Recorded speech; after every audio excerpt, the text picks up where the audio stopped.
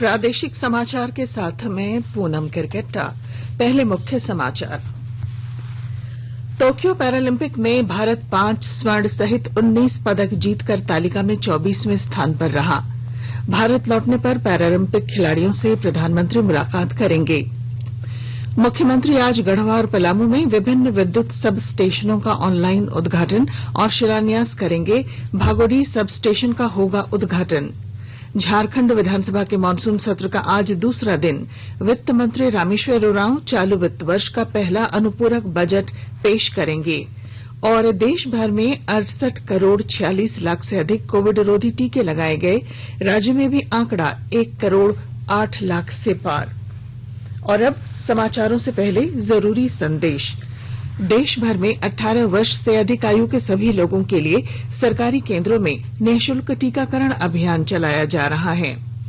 हमारे युवा श्रोताओं से अपील है कि वे कोविड रोधी टीका जरूर लगवाएं और दूसरों को भी इसके लिए प्रेरित और सहयोग करें। जब तक आवश्यक न हो घर से बाहर न निकलें और इन आसान उपायों का पालन करें। मास्क लगाएं, 2 गज की सुरक्षित दूरी बनाए रखें, बार बार हाथ धोएं और चेहरा साफ रखें। कोविड से संबंधित जानकारी और मार्गदर्शन के लिए राष्ट्रीय हेल्पलाइन काम कर रही हैं। इनके नंबर हैं 011-2397-8046 और 1075। इसके अलावा राज्य हेल्पलाइन नंबर 104 डायल कर समस्या का त्वरित समाधान लिया जा सकता है। टोक्यो पैरालंपिक खेलों में भारत अब तक का सर्वश्रेष्ठ प्रदर्शन करते हुए पदक तालिका में 24वें स्थान पर रहा। भारतीय महिला निशानेबाज अवनी लेखरा कल समापन समारोह में भारतीय दल की ध्वजवाहिका रहीं। 19 वर्षीय निशानेबाज ने इन खेलों में 1 स्वर्ण और 1 कांस्य पदक जीता था। भारत के 54 पैरा खिलाड़ियों ने 9 खेल स्पर्धाओं में भाग लिया था। भारत ने अब तक का सर्वश्रेष्ठ प्रदर्शन करते हुए 5 स्वर्ण, 8 रजत और 6 कांस्य सहित 19 पदक जीते। बैडमिंटन और ताइक्वांडो में पहली बार पैरालंपिक खेलों में इन्हें शामिल किया गया था। भारत ने इन दोनों स्पर्धाओं में भाग लिया था। प्रधानमंत्री नरेंद्र मोदी ने कहा है कि भारतीय खेलों के इतिहास में टोक्यो पैरालंपिक का हमेशा एक विशिष्ट स्थान रहेगा। श्री मोदी ने कहा कि ये खेल प्रत्येक भारतीय को हमेशा याद रहेंगे और पीढ़ियों को खेलों के प्रति प्रेरित करेंगे। उन्होंने खिलाड़ियों को लगातार सहयोग देने के लिए उनके परिजनों, खेल स्टाफ और प्रशिक्षकों की सराहना की। राष्ट्रपति रामनाथ कोविंद, उपराष्ट्रपति एम वेंकैया नायडू ने पदक विजेता खिलाड़ियों को बधाई दी है। केंद्रीय खेल और युवा कार्य मंत्री अनुराग ठाकुर ने कहा है कि प्रधानमंत्री नरेंद्र मोदी पैरालंपिक खिलाड़ियों के भारत लौटने पर उनसे मुलाकात करेंगे। एथलीटों को समय देने के लिए प्रधानमंत्री की प्रशंसा करते हुए श्री ठाकुर ने कहा कि श्री मोदी ने ओलंपिक खिलाड़ियों के वापस भारत आने पर उनसे मुलाकात की थी और अब वे पैरालंपिक खिलाड़ियों से भी मिलेंगे। श्री ठाकुर ने कहा कि श्री मोदी ने दिव्यांग एथलीटों सहित खेलों को काफी महत्व दिया है। श्री ठाकुर ने सभी खेल संघों से 2024 और 2028 ओलंपिक के लिए बड़ी योजनाएं तैयार करने का भी आग्रह किया ताकि भारत अपने प्रदर्शन में और सुधार कर सके। टोक्यो पैरालंपिक में भारतीय दल द्वारा 19 पदक जीतने पर केंद्रीय गृह मंत्री अमित शाह ने कहा है कि नए भारत के पास आकाश तक पहुंचने के लिए अब पंख हैं और एथलीटों को सहयोग, समर्थन और विश्वास की आवश्यकता है। अपने ट्वीट संदेश में श्री शाह ने कहा कि जब शीर्ष नेता स्वयं खिलाड़ियों के पीछे मजबूती के साथ खड़े होते हैं तो ऐसे चमत्कार होते हैं। मुख्यमंत्री हेमंत सोरेन आज रांची के प्रोजेक्ट भवन के नए सभागार से ऊर्जा संचरण निगम लिमिटेड की विभिन्न संचरण परियोजनाओं का ऑनलाइन उद्घाटन और शिलान्यास करेंगे। इस अवसर पर भागोडीह सब स्टेशन का उद्घाटन होगा और भवनाथपुर तथा छतरपुर के ग्रिड सब स्टेशनों का शिलान्यास होगा। ये जानकारी ऊर्जा विभाग के प्रधान सचिव अविनाश कुमार ने दी। उन्होंने बताया कि गढ़वा के भागोडीह के 132/33 केवी ग्रिड सब स्टेशन की क्षमता 100 MVA है। यह बनकर तैयार है। परियोजना के निर्माण में 26.74 करोड़ रुपए की लागत आई है। परियोजना से मकरी, पंडरिया, बुका, गर्दा, सरैया, अरसाली क्षेत्रों को लाभ पहुंचेगा। प्रधान सचिव ने बताया कि गढ़वा के भवनाथपुर नगर उंटारी के 132/33 केवी ग्रिड सब स्टेशन तथा पलामू के छतरपुर के 132/33 केवी ग्रिड सब स्टेशन का शिलान्यास मुख्यमंत्री द्वारा किया जाएगा। देश के 75वें स्वाधीनता दिवस समारोहों के उपलक्ष्य में आजादी का अमृत महोत्सव के अंतर्गत प्रादेशिक समाचार एकांश आकाशवाणी रांची द्वारा स्वाधीनता संग्राम और उसके गौरवशाली इतिहास पर 18 अगस्त से साप्ताहिक अमृत महोत्सव क्विज का शुभारंभ किया गया है। आजादी के 75 वर्षों का पर्व अमृत महोत्सव प्रत्येक बुधवार शाम 7 बजे प्रसारित होने वाले प्रादेशिक समाचार के दौरान पूछे गए प्रश्न का सही उत्तर देने वाले प्रथम 10 प्रतिभागियों में से लकी ड्रॉ द्वारा चुना हुआ एक प्रतिभागी इनाम का हकदार होगा। इसके लिए सुनते रहें आकाशवाणी रांची का प्रसारण।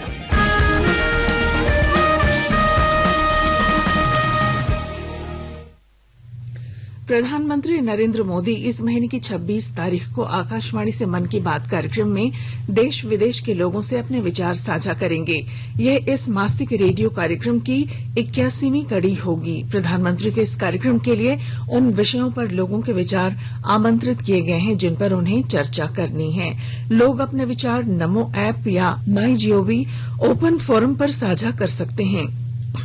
वे टोल फ्री नंबर 1800117 पर फोन या हिंदी या अंग्रेजी में प्रधानमंत्री के लिए संदेश रिकॉर्ड करा सकते हैं। आकाशवाणी के ताजा तरीन समाचारों के लिए आप हमारी वेबसाइट newsonair.com पर लॉग ऑन कर सकते हैं। ताजा समाचार Twitter handle @AIR News Alerts और Facebook page all India radio news पर भी उपलब्ध है।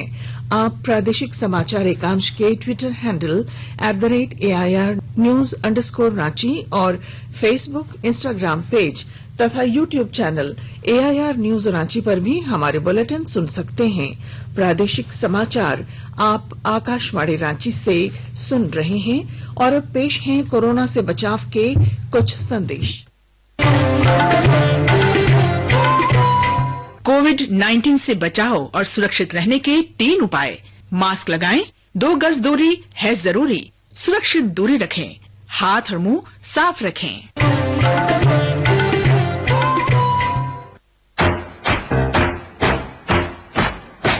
चलो मिलकर एक शुरुआत करें, चलो एक फैसला आज करें, मास्क नहीं तो टोकेंगे, कोरोना को रोकेंगे, चलो एक वादा करते हैं, चलो कुछ वादा करते हैं, मास्क नहीं तो टोकेंगे, कोरोना को रोकेंगे।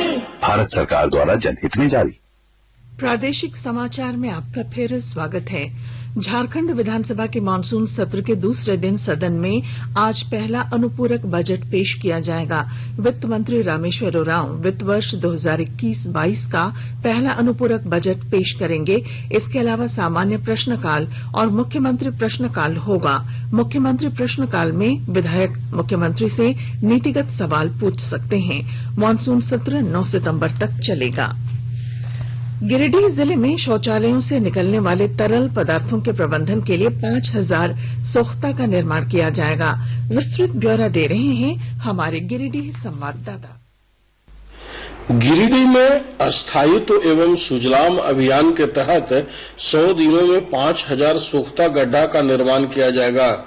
गिरिडीह डीसी राहुल कुमार सिन्हा ने बताया कि स्वच्छ भारत मिशन ग्रामीण फेज 1 के कारण गांवों को खुले में शौच से मुक्त ओडीएफ करने की प्रथा के कारण ग्रामीणों के स्वास्थ्य में सुधार हुआ है।